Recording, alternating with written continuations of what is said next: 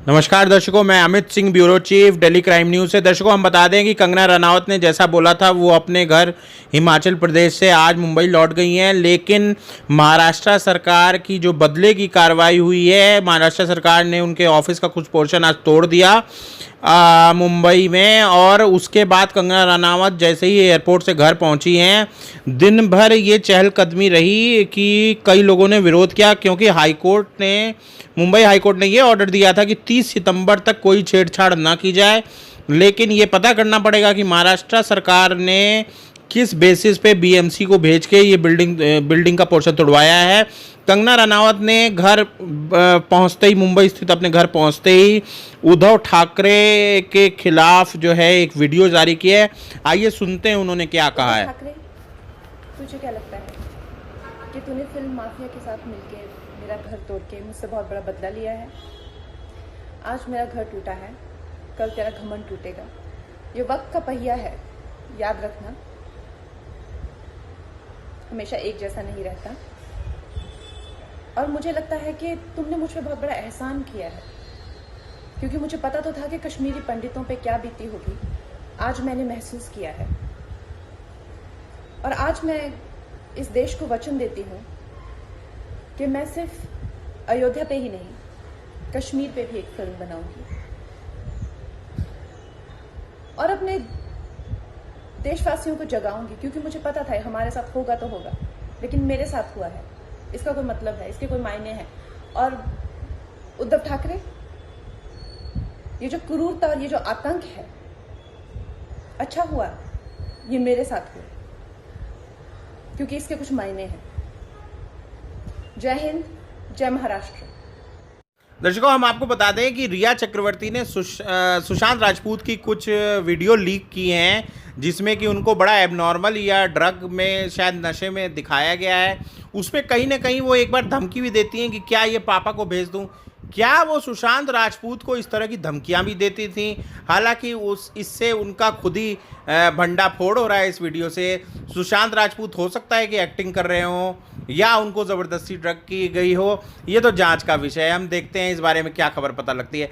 आइए हम आपको वो वीडियो दिखाते हैं।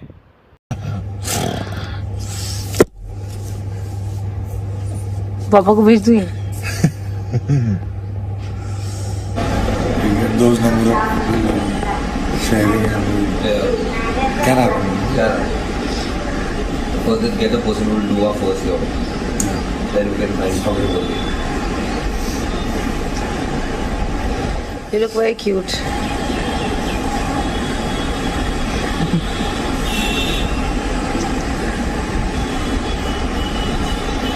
You're very handsome.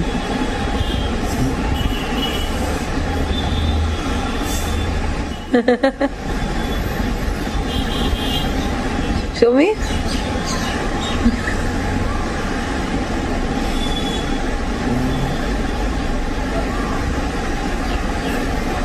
Yeah, after match.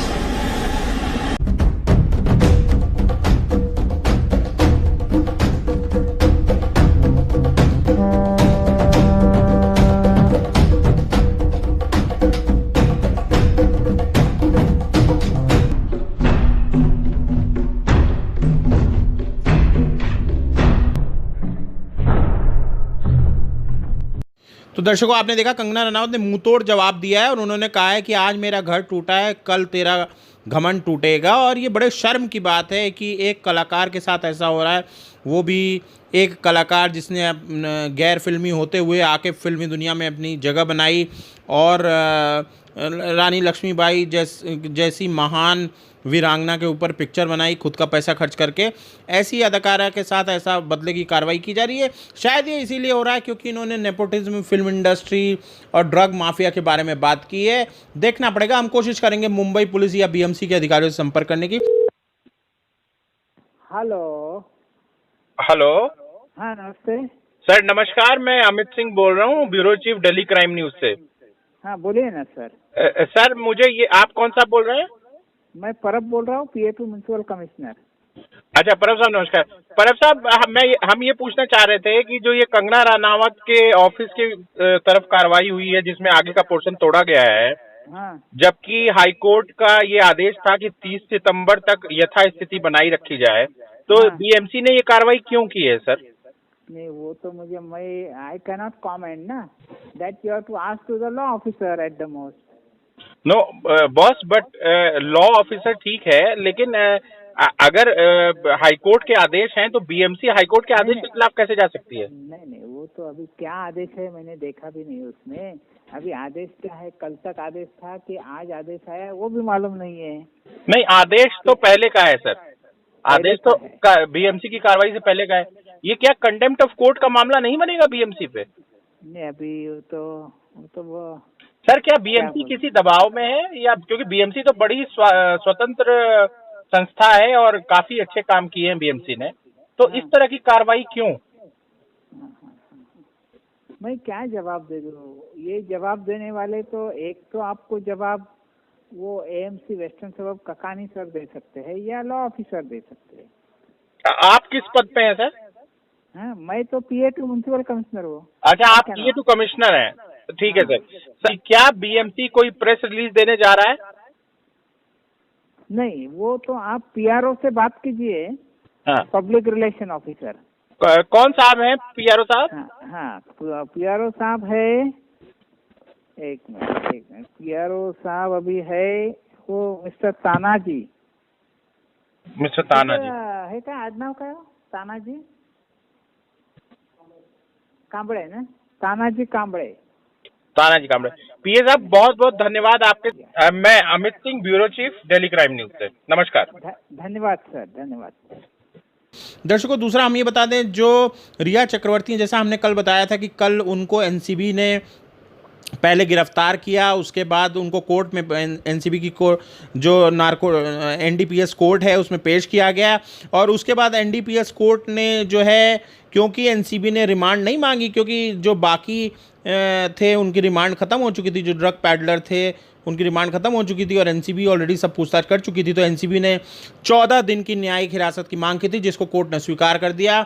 और ये भी कहा जाता है कि रिया चक्रवर्ती वहाँ टूट गई और फिर रोने लगी, और उन्होंने एक बहुत बड़ा खुलासा किया। दर्शकों, हम आपको बता दें, उन्होंने कहा कि 80% लोग फिल्म इंडस्ट्री में ड्रग्स लेते हैं, क्यों रिया के साथ ही ऐसा हो रहा है, क्यों मेरे साथ ऐसा हो रहा है, ऐसा उन्होंने कहा। अगर वो जानती हैं कि 80% लोग ड्रग्स लेते हैं, क्यों नहीं वो सबका नाम उजागर करती हैं?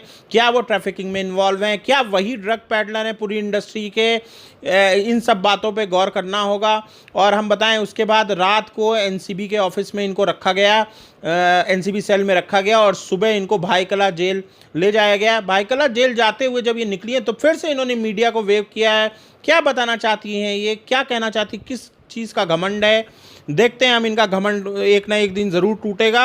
हालांकि अब रिया चक्रवर्ती के पास ये ऑप्शन है कि उनके वकील जो हैं सेशंस कोर्ट में बेल के लिए अपील करेंगे, क्योंकि वो न्यायिक हिरासत में किसी एनफोर्समेंट एजेंसी की रिमांड में नहीं है, तो ज़रूर जमानत के लिए कोशिश हो सकती है। हम इस खबर पे बने रहेंगे दर्शकों, और इस पे जो भी अपडेट आती है हम आपको देते रहेंगे। नमस्कार, मैं Amit Singh, bureau chief, Delhi crime news से।